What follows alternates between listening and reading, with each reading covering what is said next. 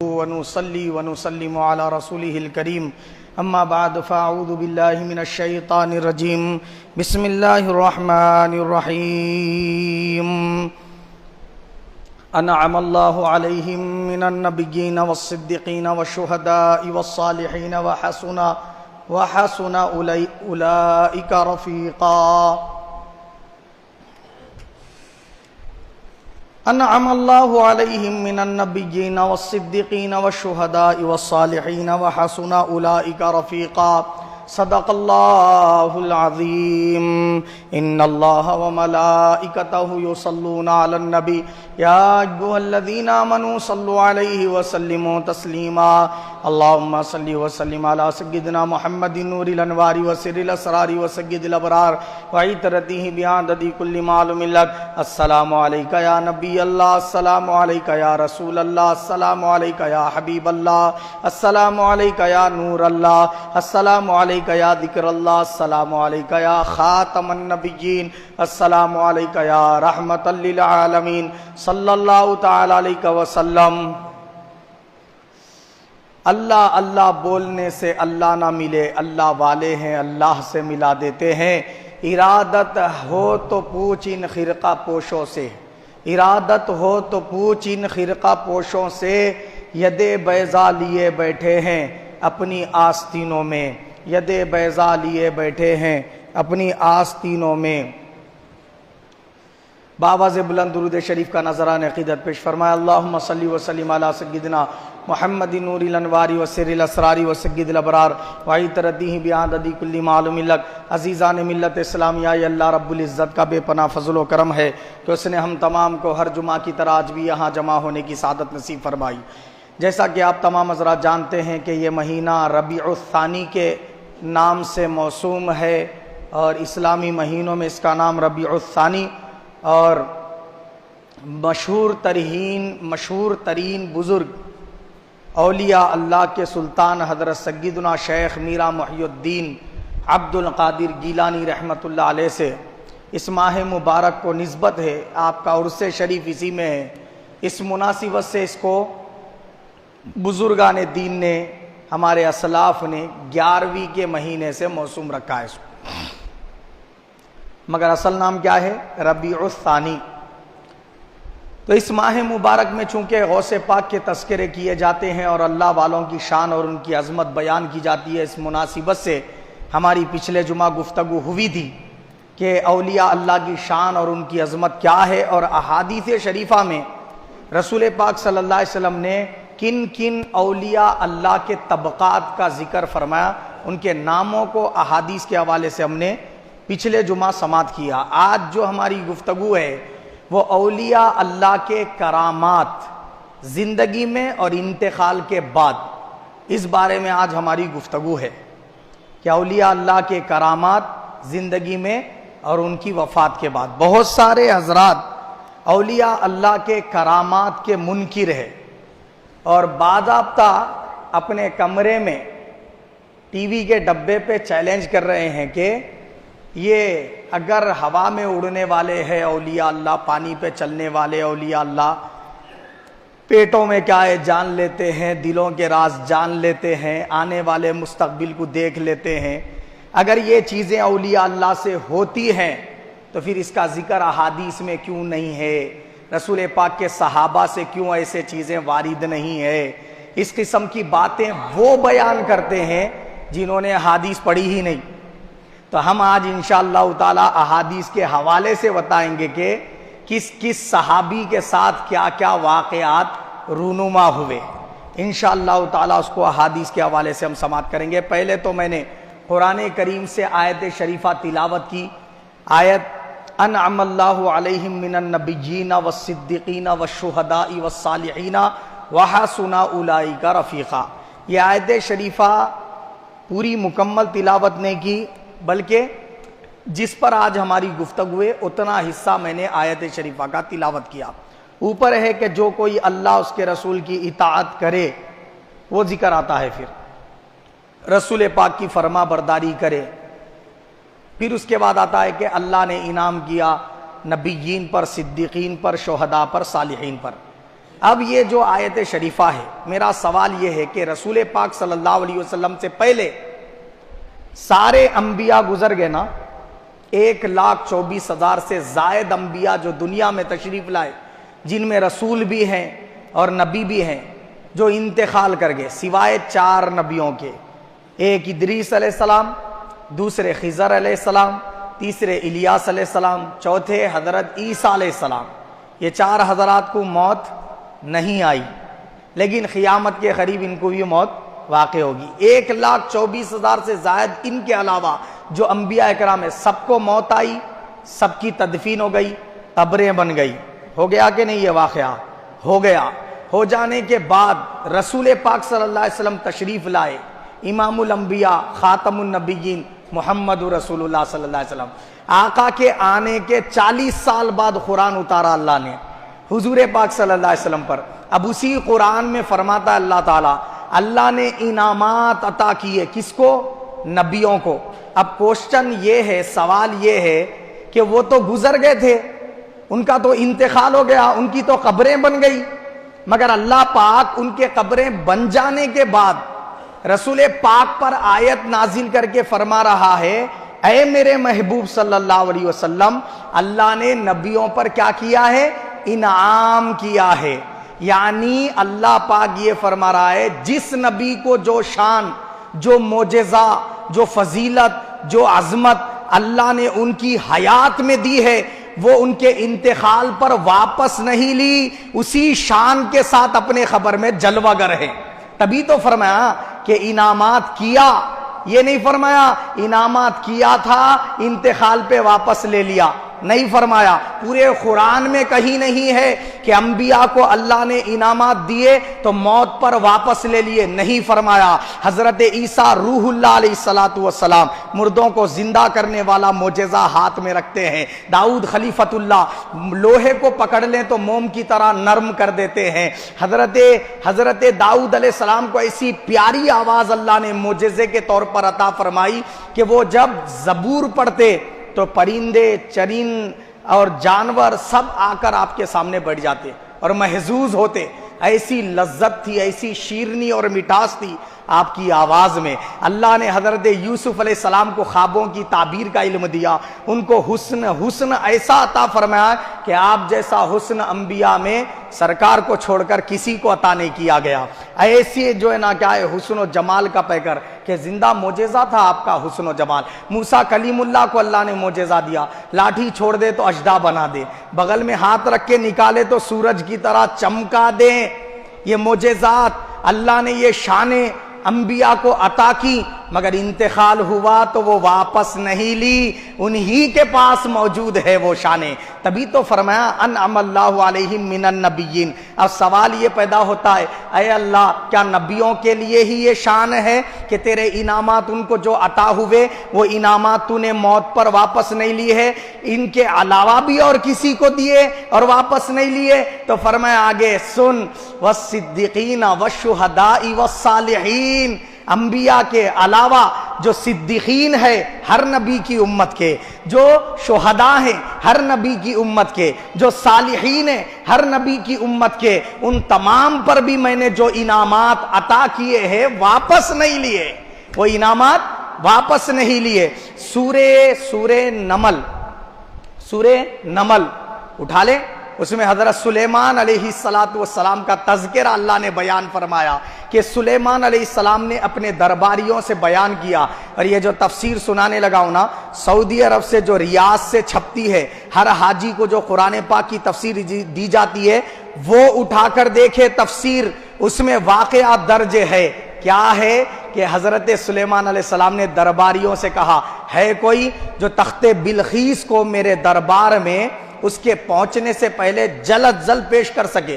ایک جن کھڑا ہوا بڑا سا، اس نے عرض کیا کہ حضرت والا اجازت دے تو میں آپ کا دربار برخاست ہونے سے پہلے لا کے پیش کر دیتا ہوں۔ تو حضرت سلیمان علیہ السلام فرمایا کہ نہیں، میرا دربار تو 4-5 گھنٹے تک بھی چلتا کبھی کبھی، تو لہذا بہت لیٹ ہو جاتی، مجھے اور جلدی چاہیے۔ تو وہاں پر ان کے صحابی بیٹھے ہوئے تھے، آصف بن برخیہ، کس کے؟ سلیمان علیہ السلام کے۔ وہ کھڑے ہوئے اور اللہ کے اسموں میں سے، اللہ کے ناموں میں سے خاص نام ان کو پتا تھا جسے اسم اعظم کہا جاتا ہے۔ انہوں نے اللہ کے دیے ہوئے علم کے مطابق عرض کیا کہ اے اللہ کے نبی، اجازت اگر آپ دیں، مجھے خدمت کا موقع دیں تو میں وہ تخت کو آپ پلک بند کر کے کھولنے سے پہلے پیش کر دیتا ہوں۔ یہ قرآن کی بات بیان کر رہا ہوں، سورہ نمل، اور تفسیر کس کی ہے؟ سعودی عرب ریاض سے چھپی ہوئی تفسیر کے اندر یہ واقعہ درج ہے۔ یہی واقعہ معتبر ہے، وہاں لکھا ہوا ہے، یہی واقعہ کیا ہے؟ معتبر ہے۔ اب سنیے، یہ تھے پچھلے نبیوں کی امت کے ولی۔ حضرت سلیمان علیہ السلام تو میرے آقا کے مصلی ہے، ان کے صحابی کا یہ مقام کہ وہ تخت بلقیس کو پلک جھپکنے کے اتنی دیر میں زمین میں سے کھینچ کے لا کر دربار میں پیش کر دیے، یعنی دستگیری کر دیے نا، دستگیر تھے وہ ان کے جو ہے نا، یعنی امت کے۔ تو معلوم یہ ہوا کہ جب وہ پیش کر سکتے تھے تو رسول پاک کی امت کے صحابہ کیوں نہیں پیش کر سکتے؟ رسول پاک کی امت کے اولیاء کیوں نہیں پیش کر سکتے؟ بالکل کر سکتے ہیں۔ اب اس پر میں احادیث پیش کروں گا، ایسے ہی خالی ہوا میں باتیں نہیں۔ دیکھیے، میں نے عرض کیا کہ صدیقین کو بھی اللہ نے انعامات سے نوازا، شہداء کو بھی انعامات سے نوازا، صالحین کو بھی انعامات سے نوازا۔ تو آصف بن برخیہ کو جو انعام دیا اللہ نے، جو طاقت دی کہ تخت بلقیس کو کھینچ کر پل بھر میں جو ہے نا پیش کر دے دربار سلیمان میں، تو وہ طاقت ان سے ان کی موت پہ چھینی نہیں گئی، انہی کے پاس موجود ہے۔ اسی طاقت کے ساتھ قبر میں جلوہ گر ہے، اسی طاقت کے ساتھ دستگیری کرنے والے ہیں۔ یہ حضرت سلیمان علیہ السلام کے امتی کا میں نے تذکرہ بیان کیا۔ اب آئیے رسول پاک صلی اللہ تعالی وسلم کے امت میں جو حضور کے صحابہ ہیں، تو دیکھیے یہ جو تین طبقے اللہ نے بیان کیے نا، صدیقین ہے، شہداء ہے، صالحین ہے، یہ صحابہ میں بھی ہے، صحابہ کو چھوڑ کے بھی ہے۔ بات سمجھ رہے؟ نبی تو صحابہ میں کوئی بھی نہیں ہے، صحابہ کے غیر صحابہ میں بھی کوئی بھی نہیں ہے۔ نبی تو وہ تو اللہ کے منتخب بندے ہوتے ہیں، اللہ تعالیٰ کی طرف سے جسے چاہے اللہ نبی بنا دے، وہ کوئی اپنی محنت یا اپنے جو ہے نا جد و جہد کے بلبوتے پہ نہیں بن سکتا، اپنی کوشش سے کوئی نبی نہیں بن سکتا، وہ اللہ کے فضل سے بنتا ہے۔ وہ تو نبی ہے، ان کا تو سب سے اعلیٰ درجہ ہے، ان کے قدموں کی خاک کو کوئی نہیں پہنچ سکتا۔ سمجھ رہے آپ؟ سارے انسانوں میں سب سے زیادہ، ساری کائنات کی مخلوقات میں سب سے زیادہ فضیلت والے انبیاء ہیں، ٹھیک ہے؟ اب رہ گئے سرکار کے صحابہ، تو صحابہ میں صدیقین بھی ہے، شہداء بھی ہے، صالحین بھی ہے۔ صحابہ اکرام میں صدیقین بھی ہے، شہداء بھی ہے، صالحین بھی ہے۔ صحابہ اکرام میں ہی میں نہیں بلکہ سرکار کی قیامت تک آنے والی امت میں بھی صدیقین بھی ہے، شہداء بھی ہے، صالحین بھی ہے۔ اب حضور کی امت میں جو غیر صحابی شہداء، صدیقین، صالحین ہے نا، ان کا رتبہ سرکار کے صحابہ میں موجود صدیقین، شہداء، صالحین سے بلکہ ادنا سے ادنا درجے کے صحابہ سے کم ہے۔ سمجھ گئے آپ؟ کس کا درجہ؟ جو صحابی نہیں ہے ان کا درجہ کم ہے، اور جو صحابہ اکرام میں صدیقین، شہداء، صالحین ہے، ان کا درجہ کل صحابہ اکرام میں بے مثال ہے، لاجواب ہے۔ ہر صحابی ایک درجے کا نہیں، ہر صحابی کو ایک ہی لیول میں مت ناپو۔ ہے کوئی ابو بکر صدیق جیسی فضیلت والا؟ سب صحابہ ایک ہی فضیلت والے، تو ابو بکر صدیق کے بارے میں کیا کہیں گے؟ ہے کوئی مولا علی جیسا فضیلت والا؟ ہے کوئی عثمان بن عفان جیسا فضیلت والا؟ ہے کوئی عمر بن خطاب رضی اللہ عنہ جیسا فضیلت والا؟ نہیں ہے کوئی بھی۔ تو وہ صحابہ میں بے مثال ہے، اور رسول پاک کی امت میں جو غیر صحابہ ہے ان میں بھی صدیقین، شہداء، صالحین ہے، دونوں جگہ پر صدیقین، شہداء، صالحین ہے۔ اب آئیے پہلی حدیث سنانے لگا ہوں۔ یہ حدیث پاک جو سنا رہا ہوں حضرت عبد الرحمن بن ابو بکر رضی اللہ عنہ سے ایک طویل واقعہ مروی ہے۔ یہ حدیث بخاری میں ہے، کتاب مواقیت الصلاۃ، جلد نمبر 1 صفحہ نمبر 216، حدیث نمبر 577 ہے۔ پھر یہی حدیث مسلم شریف میں ہے، مسلم شریف کتاب الاشربہ اور جلد نمبر 3 صفحہ نمبر 1627، حدیث نمبر 2057 ہے۔ مسند احمد بن حنبل میں بھی یہ حدیث پاک ہے، جلد 1 صفحہ نمبر 197، حدیث نمبر 1702۔ حوالے سن لیے، اب حدیث سنو۔ حضرت عبد الرحمن بن ابو بکر بیان کرتے ہیں، ایک مرتبہ ابو بکر صدیق رضی اللہ تعالیٰ عنہ نے دعوت کی ایک مرتبہ ابو بکر صدیق رضی اللہ عنہ نے کیا کی؟ دعوت کی. کس کی دعوت کی؟ صحابہ اکرام کی. کون سے صحابہ؟ اصحاب صفا، وہ صحابہ جو صوفی تھے ان کی. وہ صحابہ کی دعوت کرے ابو بکر صدیق جو کون تھے؟ صوفی تھے، جنہوں نے رسول پاک صلی اللہ علیہ وسلم کے لیے، دین اسلام کے لیے، اللہ کی رضا کے لیے اپنے آپ کو وقف کر دیا تھا. یعنی بس دین کی خدمت ہی کرنا ہے زندگی بھر، بس اور کچھ نہیں. تو انہوں نے وقف کر دیا تھا. رسول پاک کے گھر انور کے سامنے مسجد نبوی کے صحن میں ایک چبوترا بنا ہوا تھا، آج بھی ہے. وہ چبوترے کے اوپر اصحاب صفا کا چبوترا بولتے اس کو، تھوڑا سا زمین سے اٹھ کر بنا ہوا ہے وہ، 1-2 بالش اوپر. اس پر بیٹھا کرتے تھے 1400 کے قریب صحابہ اکرام. 1400 صحابہ اکرام بیٹھا کرتے تھے. ابو بکر صدیق رضی اللہ عنہ نے ان کی دعوت کی. فرمایا کہ میرے یہاں دعوت ہے، آپ سب جو ہے نا کھانے پر تشریف لائیں. سب تشریف لائے. تو ابو بکر صدیق بھی ان کے ساتھ بیٹھ کر دستر پر تناول طعام فرمائے. اب عبد الرحمن بن ابو بکر کہتے ہیں کہ وہ جو دعوت تھی، اس دعوت میں ہر کوئی کھا رہا تھا، مگر کھانے والا جب نوالا اٹھاتا تو اس کے نوالا اٹھانے پر کھانے میں کمی نہیں ہوتی بلکہ کھانا اور بڑھ جاتا تھا. کون بولے؟ یہ حضرت عبد الرحمن بن ابو بکر. کھانا بڑھ جاتا تھا. پھر ابو بکر صدیق رضی اللہ تعالیٰ عنہ اٹھ کر اپنی زوجہ کے پاس تشریف لے گئے، یعنی عبد الرحمن بن ابو بکر کی امی کے پاس تشریف لے گئے ابو بکر صدیق. اور وہاں جا کر فرمایا کہ اے میری زوجہ، اے میری بیوی، یہ کیا معاملہ ہے؟ کھانا تو بڑھتا ہی جا رہا ہے، سب کھاتے جا رہے، ختم ہونے کا نام ہی نہیں. انہوں نے عرض کیا میرے سرتاج، کیا کہوں، جتنا کھانا کھلانے سے پہلے تھا نا، اب اس سے 3 گنا زیادہ ہو گیا ہے. بولے 3 گنا زیادہ ہو گیا. اور حدیث کوسی کتاب کی ہے بخاری، حدیث کوسی کتاب کی ہے مسلم شریف، حدیث کوسی کتاب کی ہے مسند احمد. تو جنہیں بخاری جنہوں نے پڑھی ہی نہیں، صرف مطلب کی احادیث پڑھی ہے، تو انہیں یہ کرامت کہاں سے نظر آئے؟ ابو بکر صدیق کے گھر میں ابو بکر صدیق کھانا کھلا رہے ہیں تو کھانا کھلاتے وقت جتنا ہے اس سے 3 گنا زیادہ بڑھ گیا. اب یہ کرامت نہیں تو کیا ہے؟ یہ جو حدیث سنائی، حوالہ آپ نے سن لیا. آئیے اب دوسری حدیث پاک. یہ صحابہ کی بات چل رہی. ابھی اولیاء اللہ جو سرکار کے غیر صحابہ میں ہیں، سرکار کی امت کے غیر صحابہ میں، ان کی بات ابھی تو شروع ہی نہیں ہوئی. یہ تو ابو بکر صدیق کی بات چلی. آئیے ابو ہریرہ رضی اللہ تعالیٰ عنہ بیان کرتے ہیں حدیث پاک کہ حضرت خبیب رضی اللہ تعالیٰ عنہ، یہ ایک صحابی رسول ہے، غزوہ بدر میں انہوں نے حارث بن عامر کافر کو قتل کیے. کون قتل کیے؟ حضرت خبیب رضی اللہ تعالیٰ عنہ. حضرت خبیب کیا کیے رضی اللہ تعالیٰ عنہ؟ کافروں کے ایک کافر حارث بن عامر کا قتل کر دیے. تب ان کے رشتہ دار، اس کے رشتہ دار، وہ کافر کے رشتہ دار، یہ طاق میں تھے ہمیشہ سے کہ حضرت خبیب کسی نہ کسی طریقے سے پکڑے جائیں.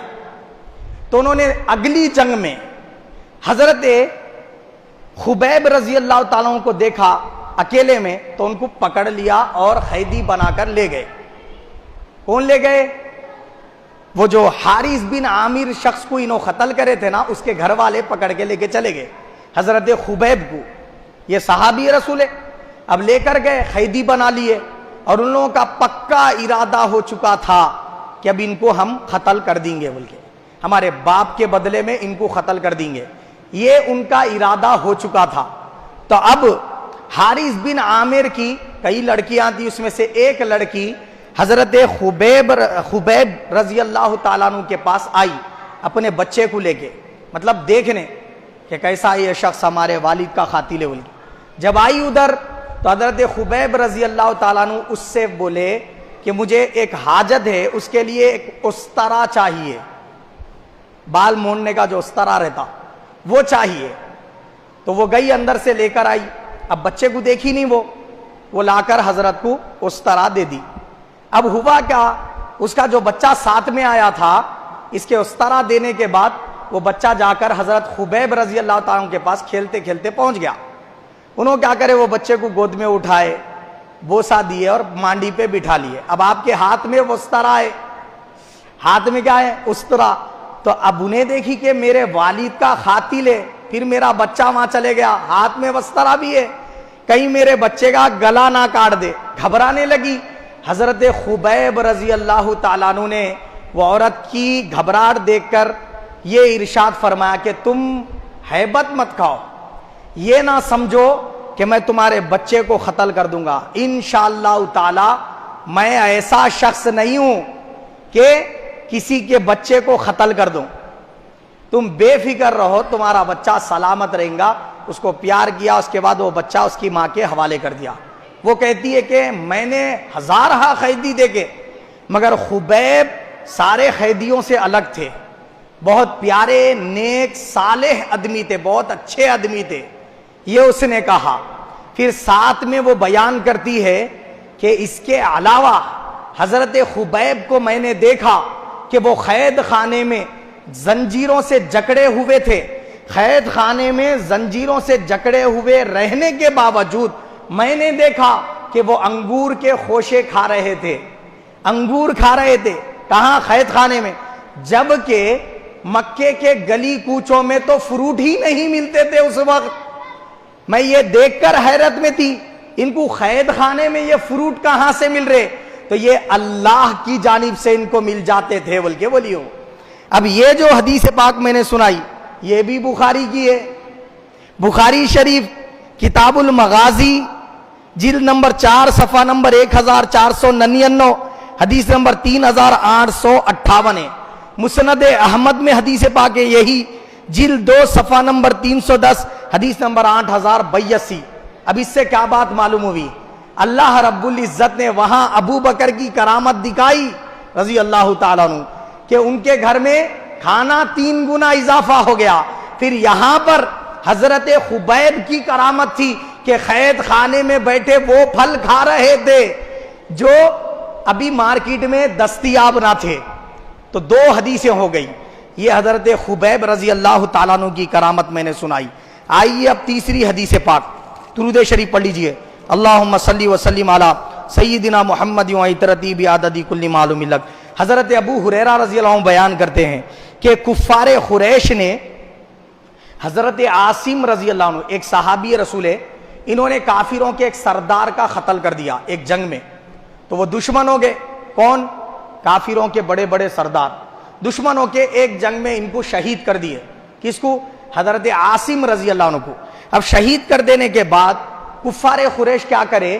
اپنے کچھ لوگوں کو بھیجائے، ان کی ناش سے ان کا گلا کاٹ کے لے کے آؤ تاکہ اپن دوسرے اپنے لوگوں کو بتا کے ناش کر سکیں. دیکھو ہمارے سردار کا قتل کرنے والے کو ہم بھی قتل کر لیے. تب ناش کے پاس حضرت عاصم رضی اللہ عنہ صحابی رسول ہے، ان کی ناش کے پاس یہ لوگ ان کی گردن لینے کے لیے گئے، کاٹ کے الگ کر دینے کے لیے. جب وہاں پہنچے تو ان لوگوں نے دیکھا کہ وہاں بھیڑوں کی طرح، بھیڑ بکریاں جو تھے بھیڑوں کی طرح ان کی شکل میں کچھ اور جانور تھے. بھیڑ نہیں تھے، وہ بھیڑوں کی شکل و صورت میں دوسرے جانور تھے جو اس ناش مبارک کی حفاظت کر رہے تھے چاروں طرف سے. اور جب وہ کافر لینے کی کوشش کرتے ان کو مارنے آتے، یہاں تک کہ وہ بیزار ہو کے وہ ناش مبارک کو چھوڑ کے چلے گئے، ناکام ہو کر چلے گئے. تو معلوم یہ ہوا کہ حضرت عاصم رضی اللہ تعالیٰ عنہ وصال ہو چکا، شہادت ہو چکی، مگر کسی کی جرت نہیں ہے کہ ان کی گردن کاٹ کے لے جا سکے. یہ جو حدیث سنائی یہ بھی بخاری کی ہے. بخاری شریف کتاب المغازی جلد 4 صفحہ نمبر 1499 حدیث نمبر 3858 ہے. پھر یہی حدیث مسند احمد بن حنبل میں جلد 2 صفحہ نمبر 310 حدیث نمبر 8082 ہے. اب کرامت اس کو نہیں بولے تو کس کو بولتے؟ اور اس کو نہیں بولے تو کرامت اور کس کو بولتے؟ آئیے حضرت جابر رضی اللہ عنہ سے روایت ہے. کیا کہا تھا ٹی وی کے ڈبے میں لوگوں نے؟ یہ کہا تھا بند کمرے میں، یہ کہا تھا کہ اللہ والے فیوچر نہیں جانتے، فیوچر نہیں دیکھ سکتے، یہ بولا تھا نا. اب سنو حدیث پاک حضرت جابر رضی اللہ عنہ سے روایت ہے. غزوہ احد کے موقع پر، اب کل صبح میں غزوہ احد ہونے والا ہے، جنگ احد ہونے والی ہے، صبح میں ہونے والی ہے. رات میں حضرت جابر رضی اللہ عنہ فرماتے ہیں میرے ابا جان حضرت عبداللہ مجھے بلائے، میں ان کے پاس قریب گیا، جی ابا حضور، انہوں نے فرمایا کہ میرے بچے کل صبح مجھے یقین ہے میں سب سے پہلے شہید ہونے والا ہوں۔ کون بولے؟ یہ حضرت عبداللہ بولے اپنے بیٹے جابر سے، بیٹا کل صبح جب میں غزوہ احد لڑوں گا تو مجھے یقین ہے میں پہلے شہید ہوں گا، اور سنو رسول پاک صلی اللہ علیہ وسلم کے بعد میں سب سے زیادہ تم سے محبت کرتا ہوں، تم میرے سب سے زیادہ عزیز ہو، میرے بچے میرے اوپر قرض ہے فلاں فلاں شخص کا اتنا اتنا قرض ہے، تو تم میری طرف سے پھیڑ دینا اس کو، اور پھر تمہاری جو بہنیں میری بیٹیاں ان کا میرے بعد خیال رکھنا۔ کون بولے؟ یہ حضرت عبداللہ بولے حضرت جابر سے۔ اب حضرت جابر کہتے ہیں کہ صبح ہوئی تو میں نے دیکھا جنگ شروع ہوتے ہی سب سے پہلے شہید میرے ابا حضور ہوئے۔ سب سے پہلے شہید کون ہوئے؟ میرے والد حضرت عبداللہ شہید ہوئے، اور اس کے بعد ان کے ساتھ اور بھی جو دوسرے شہید ہوئے۔ بعد میں جنگ ختم ہونے کے بعد، غزوہ ہو جانے کے بعد تدفین کا مرحلہ آیا تو میرے والد کو دوسرے شہیدوں کے ساتھ ملا کر، دوسرے اور ایک شہید کے ساتھ ملا کر دونوں کو ایک جگہ دفن کیا گیا۔ مجھے یہ بات ناگوار گزری، وہ موقع تو گزر گیا، میں گھر آ گیا۔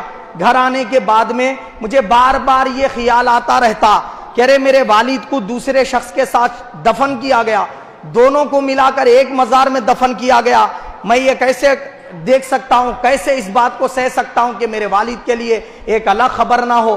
تو پھر گئے، کب گئے؟ 6 مہینے کے بعد دفن ہو گئے انہوں، اس کے 6 مہینے کے بعد گئے، خبر پہ جا کر خبر کو کھودا، جب خبر کشائی کی تو وہ فرماتے ہیں حضرت جابر رضی اللہ عنہ میرے والد عبداللہ کی میت جس وقت دفن کی جا رہی تھی جیسی تھی 6 مہینے بعد میت اسی طرح تر و تازہ تھی۔ پھر اس کے بعد میں نے میت نکالی، چہرہ دیکھا، چہرہ بھی تر و تازہ تھا، مگر ایک کان ان کی کٹی ہوئی تھی۔ وہ کان کٹی ہوئی کیوں تھی؟ جنگ میں کٹ گئی تھی وہ، اس لیے کٹی ہوئی تھی، یعنی وہ کان کے حصے کو چھوڑ کے باقی پورا جسم جیسا دفنائے تھے ویسا ہی ہم نے پایا۔ 6 مہینے کے بعد بھی میت تر و تازہ تھی۔ یہ حدیث بھی بخاری کی، بخاری شریف کتاب الجنائز جلد نمبر 1 صفحہ نمبر 453 حدیث نمبر 1286۔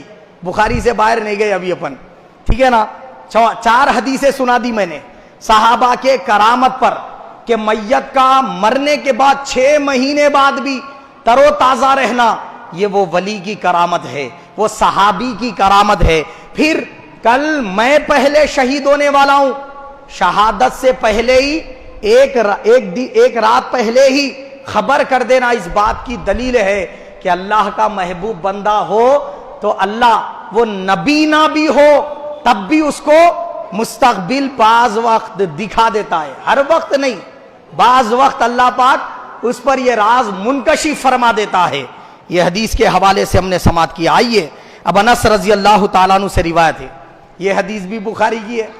حضرت انس رضی اللہ تعالیٰ عنہ بیان کرتے ہیں ابتدائے اسلام کی بات ہے کہ رسول پاک کی مجلس سجی ہوئی تھی، تو ہم میں 2 صحابہ اکرام بیٹھے ہوئے تھے، اور جیسے ہی رسول پاک کی مجلس برخاست ہوئی وہ اپنے گھروں کی طرف جانے لگے۔ 2 صحابہ، وہ مجلس میں بیٹھے ہوئے 2 صحابہ جانے لگے گھروں کی طرف، تو جب نکلے تو رات انتہا درجے کی گہری رات تھی، یعنی اندھیری رات تھی، ظلمت کدا نظر آ رہی تھی، ایسی سخت ترین اندھیری رات۔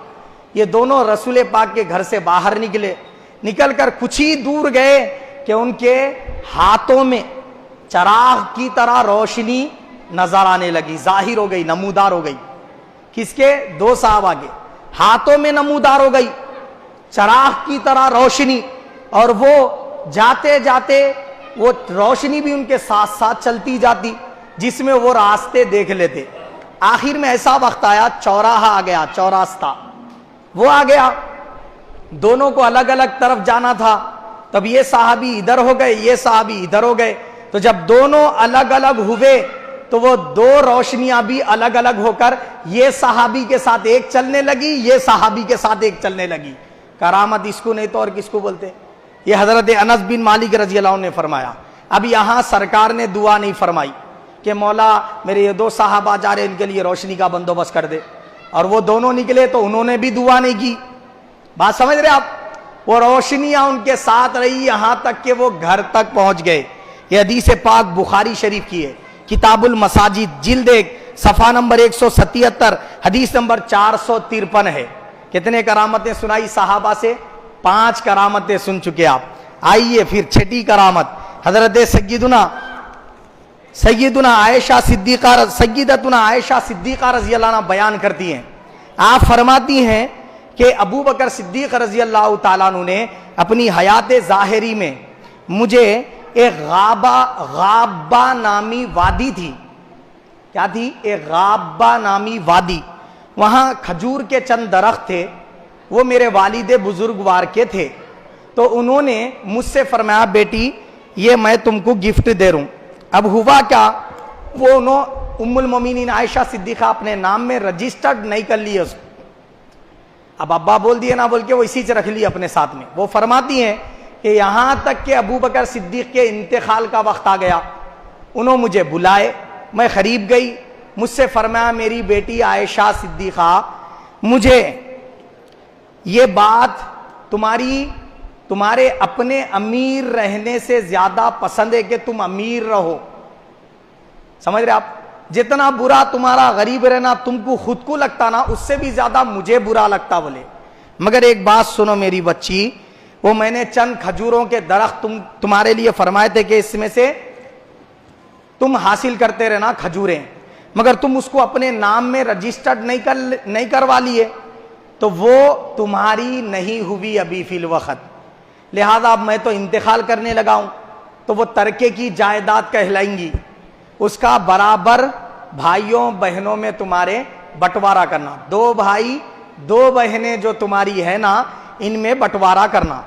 اب انہوں پریشان ہو گئے، 2 بھائی ہے یہ تو بات کریکٹ ہے، مگر بہن تو میری ایک ہی ہے، اسما ایک ہی بہن ہے، تو انہوں عرض کرے ابا حضور آپ بول رہے 2 بھائی 2 بہنیں، مگر میری تو ایک ہی بہن ہے اسما بنت ابو بکر، مگر آپ 2 بہنیں کیوں کہہ رہے ہیں؟ تو حضرت ابو بکر صدیق رضی اللہ تعالیٰ عنہ نے ان سے فرمایا اے میری بچی، میری جو بیوی ہے بنت خارجہ اس کے پیٹ میں تمہاری اور ایک بہن ہے بولے۔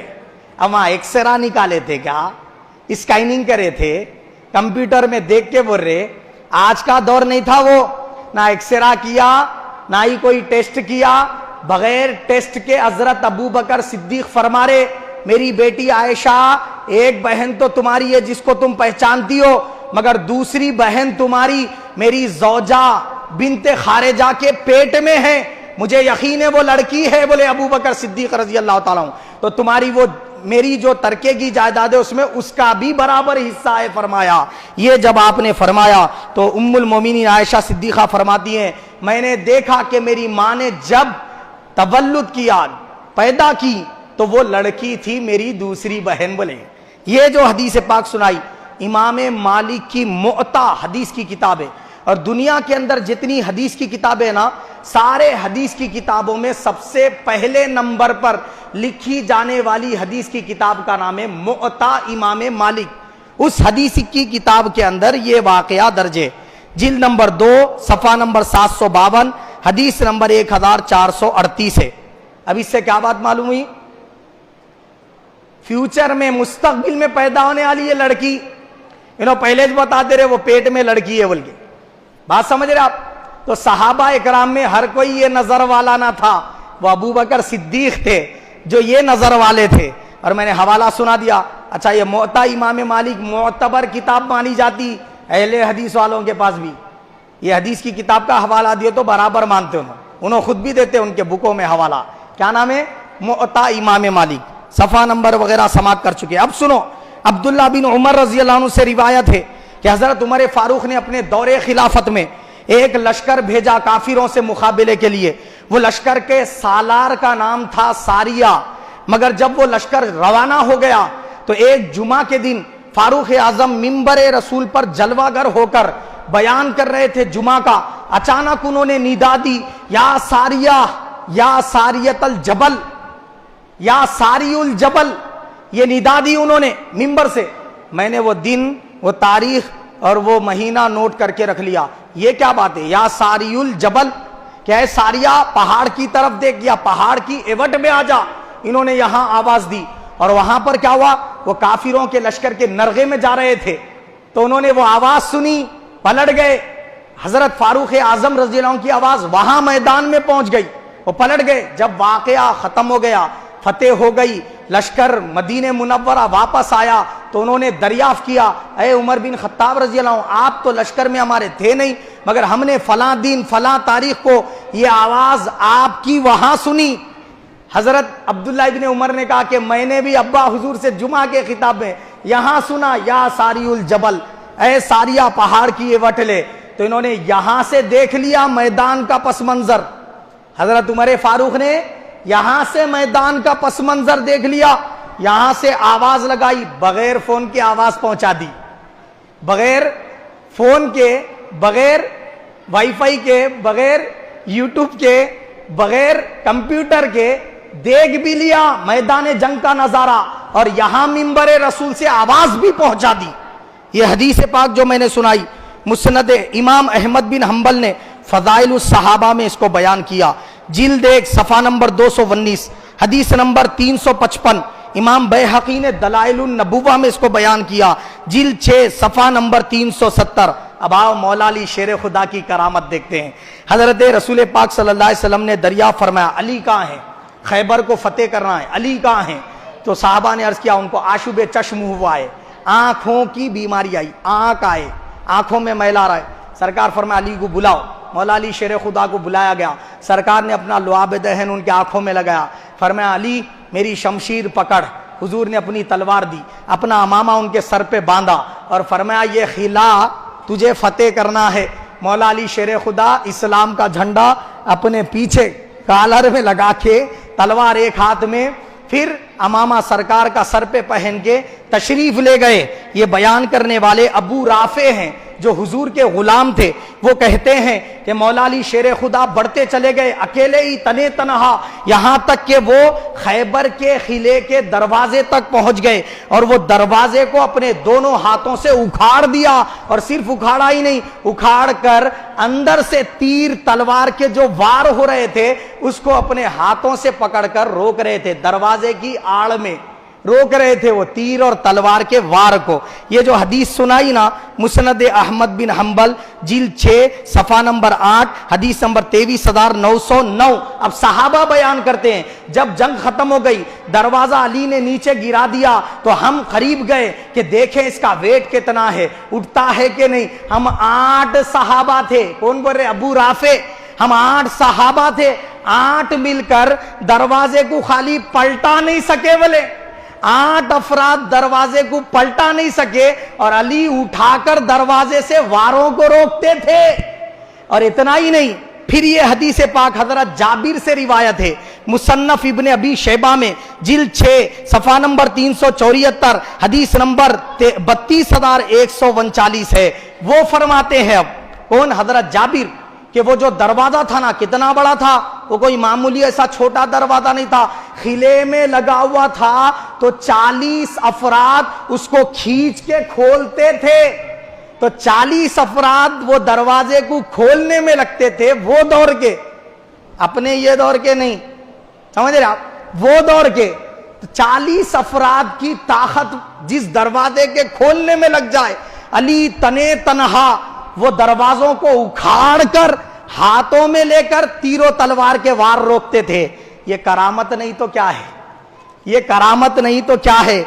आइए और हदीस पाक दुरूद शरीफ पढ़ लीजिए। अल्लाहुम्मा सल्ली व सल्लिम अला सय्यिदिना मुहम्मदिन नूरिल अनवारी व सिर्रिल असरारी व सय्यिदिल अबरार व इतरती बिआददी कुल्ली मालूम लक। हजरत सफीना रजी अल्लाह ताला अन्हु, ये रसूल पाक सल्लल्लाहु अलैहि वसल्लम के सहाबी हैं। वो बयान करते हैं, मैं समंदरी सफर पे था, कश्ती मेरी तबाह हो गई, एक चकले पे मैं लेटा रहा, यहां तक कि वो चकला मुझे ले जाकर थपेड़े मारते मारते एक ऐसी जगह पर पहुंचा दिया जहां शेर का गार था, جہاں ایک شیر بھیانک رہنے والا تھا.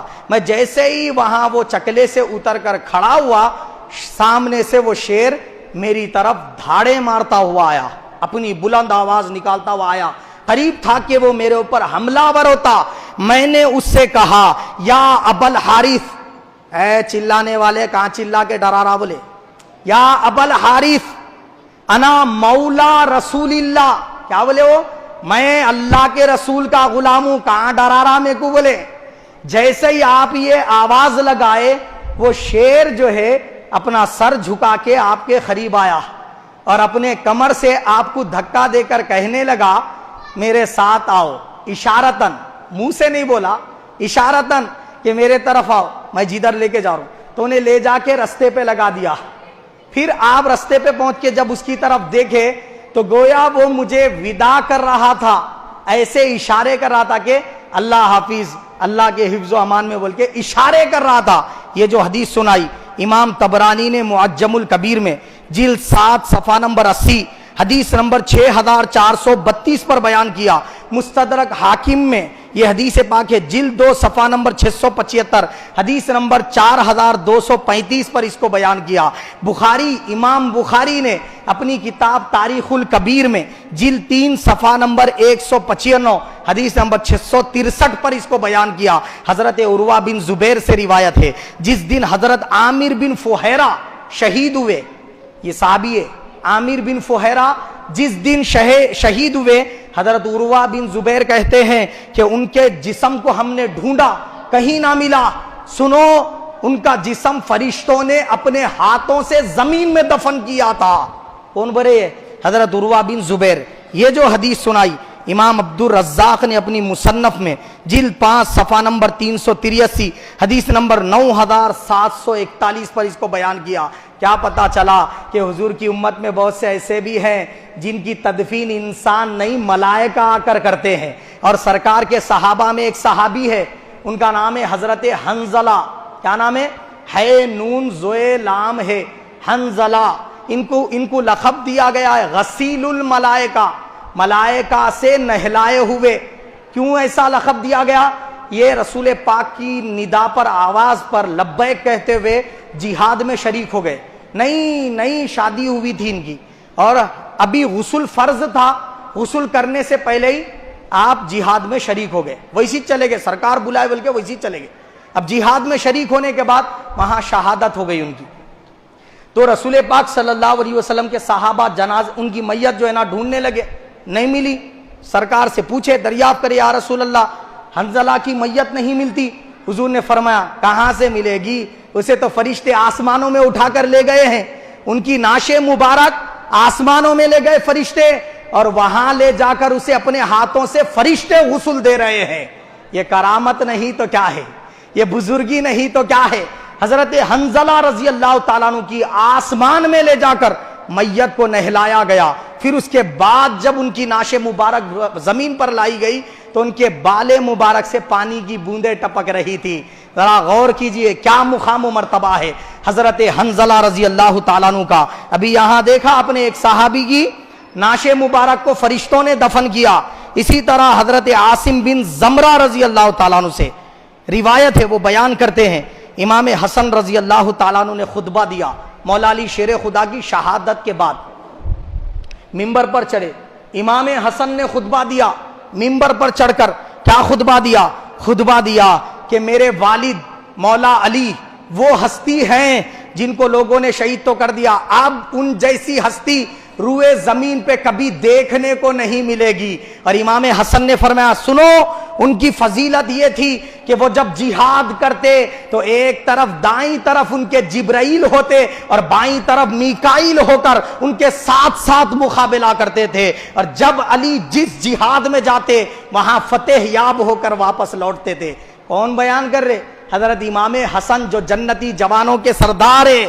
یہ حدیث امام مصنف میں امام ابن ابی شیبہ نے بیان کی، جلد 6 صفحہ نمبر 369 حدیث نمبر 32,094 ہے. حضرت خیثمہ بیان کرتے ہیں، حضرت خیثمہ. اب یہ حدیث سن لو، یہ سب حیات کی بات چل رہی ہے.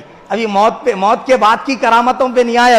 ابھی سنو, خیثمہ نے فرمایا کہ خالد بن ولید رضی اللہ تعالیٰ عنہ بیٹھے ہوئے تھے, ان کے پاس ایک غلام کو لایا گیا, وہ شراب پیتے ہوئے پکڑا گیا, شراب کی بوتل کے ساتھ, چمڑے کی بوتل تھی اس میں شراب تھی, اس کے ساتھ ہم اسے پکڑ کر لے آئے خالد بن ولید کے پاس تاکہ اسلامی اعتبار سے اس کو سزا دلوائی جائے.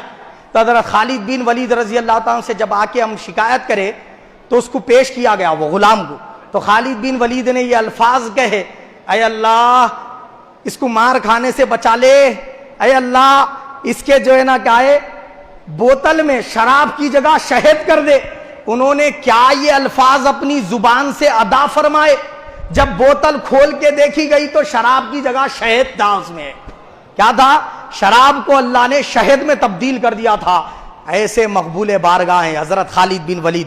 اور سنو وہی حدیث پاک پھر بیان کرتے ہیں خیثمہ کہ ایک موقع ایسا بھی آیا کہ حضرت خالد بن ولید کے پاس ایک یہودی شخص زہر میں بوتل میں زہر لے کر آیا, اور اس نے وہ کئی چیزوں پر آزمایا تھا کہ ایک خطرہ ڈالتے ہی وہ جو بھی استعمال کرا مر جا رہا.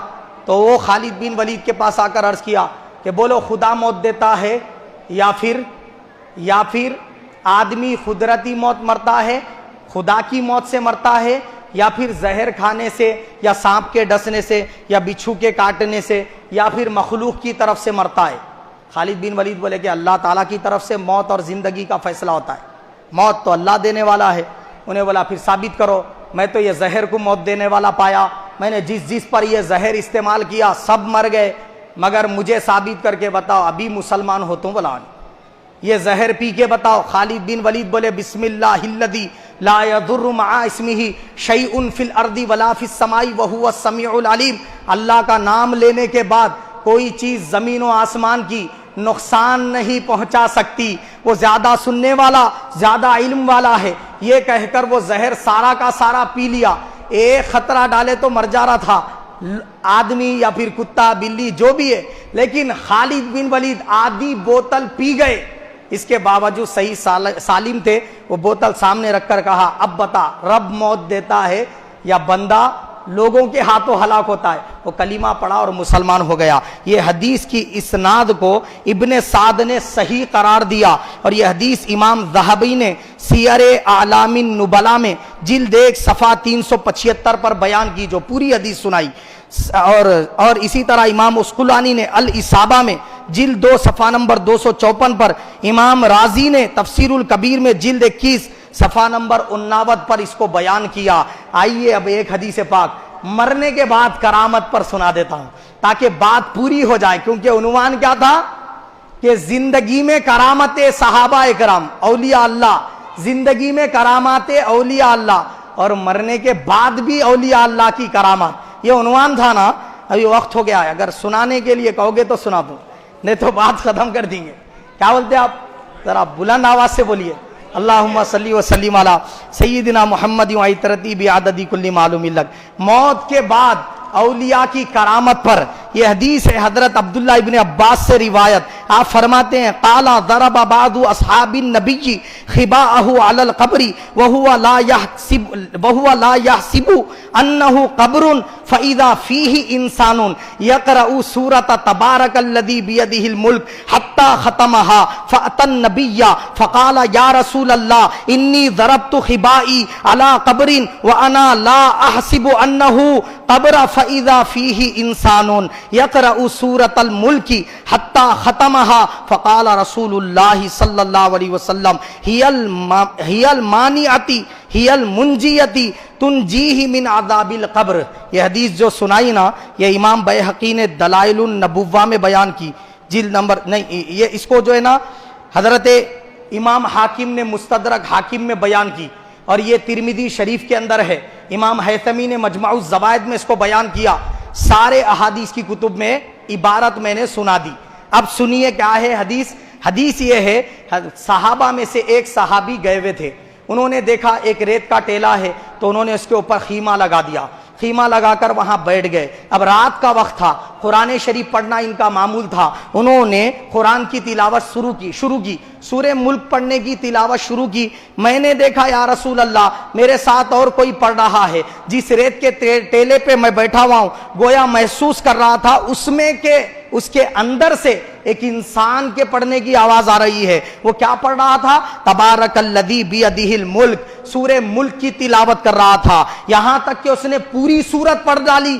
حتی ختمہا فأتی النبی, یا رسول اللہ میں آپ کے پاس آیا ہوں, آپ بتائیے یہ کیا معاملہ ہے. حضور پاک صلی اللہ علیہ وسلم نے فرمایا تجھے نہیں معلوم تھا نا وہ جس کی خبر پہ تو بیٹھا تھا وہ کون ہے؟ وہ مومن کی خبر ہے کہ جو اپنی زندگی میں سورہ ملک پڑھا کرتا تھا. اور حضور نے فرمایا سن, جو بھی سورہ ملک کو پڑھتا رہتا ہے یہ سورت ایسی ہے قرآن کی وہ بندے کو عذاب قبر سے بچا لیتی ہے. تو یہ حدیث پاک سے کیا بات معلوم ہوئی؟ مرنے کے بعد تلاوت ہو رہی خبر میں, مرنے کے بعد امام مالک فرماتے ہیں حضرت عثمان غنی کو جب شہید کیا گیا, شہید کرنے کے بعد ڈیتھ ہو گئی. اب میت رکھی ہوئی ہے اور ان کا سر انور چوکھٹ پر ہے. حضرت امام مالک فرماتے ہیں کہ حضرت عثمان غنی شہادت کے بعد ان کا سر انور لوگوں کو پکار رہا تھا, اے لوگوں جھگڑنا بند کرو, مجھے جلد از جلد دفن کرو, لوگوں جھگڑنا بند کرو, مجھے لے جا کر دفن کرو. یہاں تک کہ لوگوں نے ان کو لے جا کر باغ کوکب جو کہاں ہے جنت البقیع میں مدینہ منورہ کے قبرستان میں, وہاں لے جا کر ان کو دفن کیا گیا. تو اب بتاؤ وصال کے بعد, وفات کے بعد عثمان غنی رضی اللہ تعالیٰ عنہ کیا کہہ رہے ہیں؟ لوگوں مجھے لے جاؤ جلدی دفن کرو, لوگوں مجھے لے جاؤ جلدی دفن کرو. امام طبرانی نے معجم الکبیر میں اس کو بیان کیا, جلد 1 صفحہ نمبر 78 حدیث نمبر 109. ابن عساکر نے تاریخ دمشق الکبیر میں جلد نمبر 39 صفحہ نمبر جو ہے نا 533 پر اس کو بیان کیا. اب آخری حدیث پاک سن لے, یہ سن کر دل باغ باغ ہو جائے گا. بیہقی نے دلائل النبوہ میں اس کو بیان کیا. اب جو سنانے لگا ہوں جلد 6 صفحہ نمبر 454. امام ابن حبان نے از الرازی فی الجرح والتعدیل میں جلد نمبر 3 صفحہ نمبر 456 پر, حافظ ابن کثیر نے البدایہ والنہایہ میں جلد 6 صفحہ نمبر 158 پر, امام ذہبی نے سیر اعلام النبلاء جلد 4 صفحہ نمبر 349 پر, امام نووی شافعی مسلک کے ہیں, انہوں نے مسلم شریف کی شرح میں جلد 1 صفحہ 66 پر اس کو بیان کیا. واقعہ کیا ہے؟ حضرت ربعی بن حراش بیان کرتے ہیں کہ ہم 3 بھائی تھے. وہ بیان کرتے ہیں ہم 3 بھائی تھے, ہم میں کا جو دوسرے نمبر والا بھائی تھا نا وہ بہت نیک تھا, متقی پرہیزگار تھا. میں ایک دن بازو گاؤں میں کسی کام سے گیا, جب واپس آیا گھر پر تو میں نے دیکھا میرے گھر والے مجھ سے کہہ رہے تھے ارے تمہارا جو منجلا بھائی ہے سیکنڈ بھائی وہ جو ہے نا بہت علیل ہے, ہمیں ایسا محسوس ہوتا ہے کہ وہ اب انتقال ہی کرنے والا ہے, بہت طبیعت خراب ہے, اس سے مل لیتے, آخری ملاقات کر لیتے. تو میں چونکہ اس کا بھائی تھا سگا, اس سے ملنے کے لیے تڑپ کر بھاگا. جب بھاگ کر میں وہاں پہنچا تو میں نے دیکھا کہ میرا بھائی انتقال کر چکا تھا. اب انتقال ہو جانے کے بعد کیا ہوا, لوگ اس کو کفن بھی پہنا چکے تھے, اور کفن کیسا, منہ پر بھی آ گیا تھا, بندیے تھے پورا سب, چہرہ نظر نہیں آ رہا تھا. میں قریب گیا تاکہ اس کا کفن ہٹا کے چہرہ دیکھوں. میں نے کفن ہٹایا, ہٹاتے ہی کیا دیکھا کہ اس کی تو آنکھیں کھلی ہے اور وہ مجھ سے کہہ رہا ہے السلام علیکم. بات سمجھ رہے آپ, حوالے میں نے دے دیے. کیا کیا اس نے؟ السلام علیکم کہا. میں حیرت میں پڑ گیا کہ اس کا تو انتقال ہو چکا ہے, کفن میں بند دیا گیا. تو میں نے اس سے پوچھا وعلیکم السلام, مگر میرے بھائی یہ تو بتا یہ مرنے کے بعد زندگی کیا ہے, یہ مرنے کے بعد زندگی کیا ہے. میں نے اس سے یہ کہا تو اس نے مجھے جواباً کہا میرے بھائی مرنے کے بعد کی زندگی کتنی اچھی ہے, جتنا تم گمان کر سکتے نا اس سے زیادہ آسان موت میں مرا ہوں, اور میرے رب نے مجھے جنت میں بلا کر ملاقات بھی کی ہے اور میری بخشش بھی ہو گئی ہے, وہ مجھ سے ناراض نہیں ہے.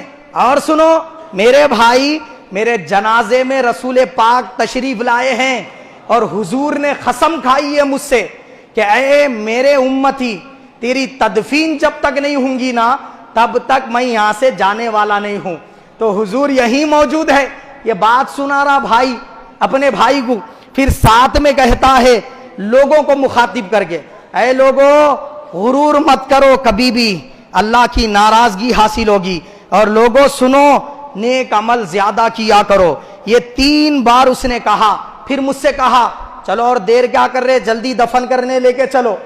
یہ اس نے کہا، پھر ہم اس کی میت کو اٹھا کر دفن کرنے کے لیے لے گئے۔ اب یہ حدیث کون بیان کر رہے؟ امام بیہقی کو چھوڑ دو، ضعیف بول لیں گے، حضرت امام ابن حبان کو بولو ضعیف بول لیں گے، حضرت امام زہبی کو ضعیف بول لیں گے، امام نووی کو ضعیف بول لیں گے، مگر ان کے ملا ہے، کیا نام ہے؟ حافظ ابن کثیر۔ حافظ ابن کثیر نے البدایہ والنہایہ میں جلد 6 صفحہ نمبر 158 پر اس کو بیان کیا۔ اب بتاؤ اللہ والے، یہ صحابی کی بات نہیں ہو رہی، غیر صحابی کی بات ہو رہی، اللہ والے مرنے کے بعد بھی اپنی کرامتیں دکھاتے ہیں۔ ام المومنین عائشہ صدیقہ سے پوچھو، آپ بھی کوئی کرامت سنا دیتی کسی خبر کی؟ تو ام المومنین نے فرمایا سنو، شاہ حبشہ حضرت نجاشی جب وہ انتقال کر گئے تو ہم دوسرے صحابہ میں تابعین میں سنایا کرتے تھے کہ حضرت نجاشی کے خبر پر ہم ہمیشہ نور برستا ہوا دیکھا کرتے ہیں۔ یہ حدیث ابو داؤد کی ہے، سنن ابو داؤد کتاب الجہاد جلد نمبر 3 صفحہ نمبر 16 حدیث نمبر 2523۔ اور حافظ ابن کثیر نے تفسیر قرآن میں جلد 1 صفحہ 444 پر بیان کیا۔ اب تو کلیئر ہو گئی بات کہ جس ولی کو اللہ اس کی ظاہری حیات میں جو کرامتیں عطا کرتا ہے، اسی شان اسی کرامت کے ساتھ وہ ولی وہ نبی خبر میں جلوہ گر ہوتا ہے۔ جس طرح زندگی میں صحابہ جا کر کہتے یا رسول اللہ نظر کرم کر دو، بعد وفات کے بھی کہہ سکتے ہو یا رسول اللہ نظر کرم کر دو۔ زندگی میں غوث پاک کے پاس جا کر جو بندہ کہہ سکتا تھا یا غوث المدد، وہی شخص بعد وفات غوث پاک کے یہ شان سے کہہ سکتا ہے یا غوث المدد، اس لیے کہ مردے تمہارے مردے ہیں، ہمارے تو زندہ ہی زندہ ہے، ہمارے تو زندہ ہی زندہ ہے۔ اور سنو بندہ نواز گیسو دراز گلبرگہ شریف، آپ نے فرمایا ہے یا خطب یا غوث اعظم، کب کے ہے؟ غوث پاک کے زمانے کے نہیں، غوث پاک کا وصال ہو کے صدیاں بیت گئی، بندہ نواز گیسو دراز گلبرگہ شریف کی سرزمین سے کہتے ہیں یا خطب یا غوث اعظم، یا ولی روشن ضمیر، بندہ ام درمندہ ام جستون دارم دستگیر، بردرے درگاہ والا سائلم آفتاب، خاطر ناشاد را کن شادیا پیرانے پیر۔ یا غوث پاک آپ کی درگاہ ساری درگاہوں میں ایسی ہے جیسے چاند ستاروں کے درمیان سورج، جیسے چاند ستاروں کے درمیان سورج، اور آپ کی بارگاہ میں جھولی پسارے آیا ہوں، ناخوش ہوں، میری جھولی خوشیوں سے بھر دیجیے غوث پاک، آپ فرما رہے ہیں۔ تو بعض جاہلوں نے کہا کہ غوث اعظم کہنا شرک ہے، اس پر میں اگلے جمعہ میں خطاب دوں گا کہ یا غوث کہنا شرک ہے یا توحید ہے۔ اللہ تعالیٰ ہم سب کو حق قبول کرنے، اس پر عمل کرنے کی توفیق عطا فرمائے، آمین ثم آمین۔